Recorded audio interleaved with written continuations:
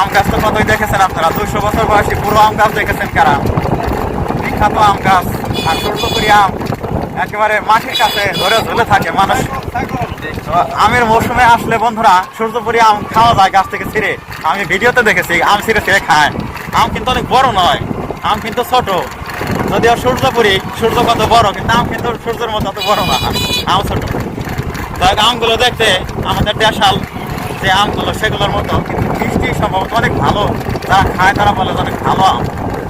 আমাদের তো পুরা খাওয়া, তাই তো আমের সময় আসি নাই। এখন তো ফলের কোনো মৌসুম এই জায়গা দেখি না, এই জায়গায় সিজনাল কোনো ফলের মৌসুম আমরা সেই ফল দিয়ে যাবো তাও তো দেখি না। কোনো সিজন মনে হয় নাই এখন। আর বাংলা থেকে অনেক ফল কিন্তু উধাও হয়ে গেছে। দেওয়া ফল, তারপরে আতা ফল, এগুলোর আইটেম পাওয়াই যেন কষ্টকর। হঠাৎ যদি খুলে ভাগ্যক্রমে কোনো সময় করে যায়